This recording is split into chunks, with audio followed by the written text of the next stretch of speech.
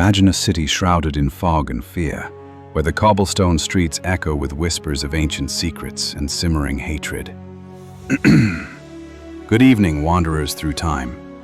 Tonight, on Portals Through History, we plunge into the shadowy heart of 16th century Prague, a place where the Jewish community huddled behind the grim walls of the Josefov ghetto, their lives a fragile thread in a tapestry of relentless persecution. This isn't just history, it's a pulse-pounding legend born from real despair, where one man's desperate act blurred the line between miracle and monster. Meet Rabbi Judah Loew ben Bezalel, a flesh-and-blood sage whose wisdom clashed against the tide of anti-Semitism. But the guardian he conjured? That's where the chill truly sets in. Picture it. 1592, the air thick with tension inside the old new synagogue, its ancient stones soaked in centuries of fervent prayers and silent pleas.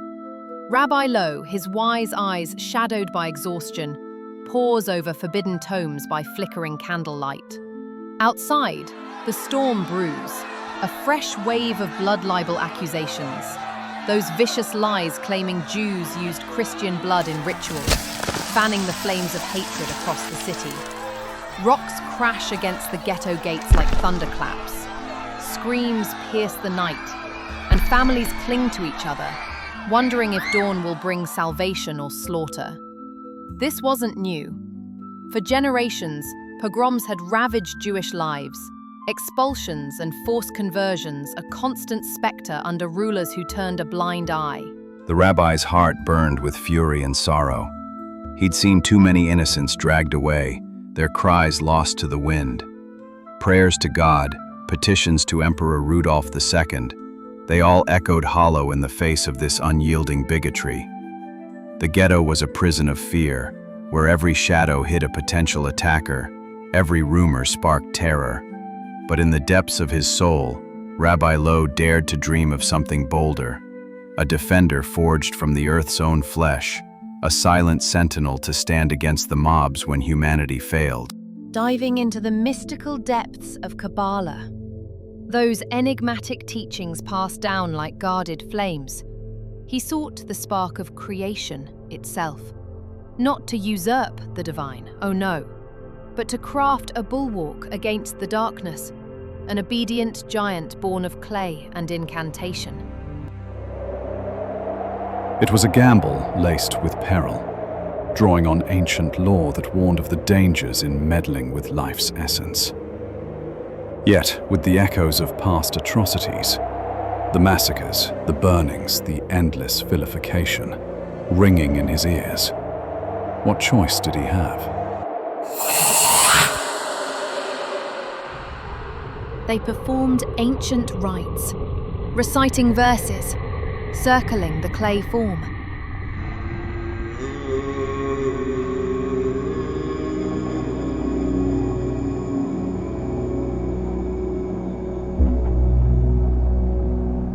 And then, the rabbi wrote the sacred word, emet, truth, on a parchment.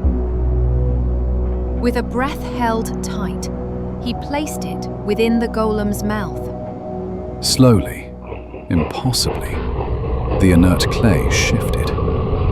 A tremor ran through its massive frame. Its eyes, mere depressions in the clay, seemed to fix on the rabbi. It stood, a towering, silent guardian, emanating an unsettling, raw power. The golem was born. The golem's presence was immediate. Rumors spread like wildfire through Prague's alleys of a monstrous, silent figure seen patrolling the ghetto walls at night, of sudden, unexplained disappearances of thugs who preyed on Jewish merchants. When a mob gathered at the ghetto gates, torches blazing and hateful shouts filling the air, a massive, unmoving shadow would loom over them, its sheer presence enough to send them scattering in panicked terror.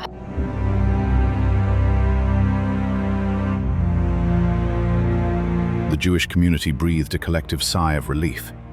The Golem was working. It was their silent avenger, their unstoppable shield. But as weeks turned into months, a subtle unease began to creep in. The Golem, without a soul, knew no nuance, no mercy beyond its master's direct command. Its strength was absolute, its will non-existent, and its silent obedience unnerving. One Friday evening, as the Sabbath drew near, the rabbi, exhausted from a week of tension and vigilance, made a terrible oversight. He forgot to remove the parchment, the shem, from the Golem's mouth. The Sabbath, a day of rest and peace, was approaching, but the Golem, without a soul to guide it, knew no rest. In the heart of the Sabbath eve, as families prepared for prayer, a chilling roar tore through the ghetto.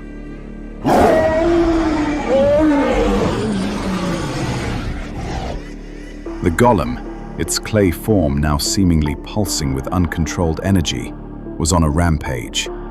It tore through the strikes, destroying stalls, flinging heavy objects aside, a blind force of chaotic destruction. Its power, once a comfort, had become a terrifying menace. It was a beast of clay, now uncontrollable. Rabbi Loew, jolted from his prayers, rushed into the chaos. With courage born of despair, he faced his creation. He knew he had to stop it, for the very people it was meant to protect were now in danger. Facing the towering, enraged figure, he managed to reach its mouth. With a desperate plea to the heavens, he tore out the parchment. The Golem crumpled, a mountain of lifeless clay once more. The rampage ceased. Silence descended upon the ghetto, a heavy, exhausted silence. The rabbi, his face pale, knew then the profound lesson. Even the noblest intentions, when paired with boundless, soulless power, can lead to catastrophe. The Golem was a testament to both human desperation and the sacred limits of creation.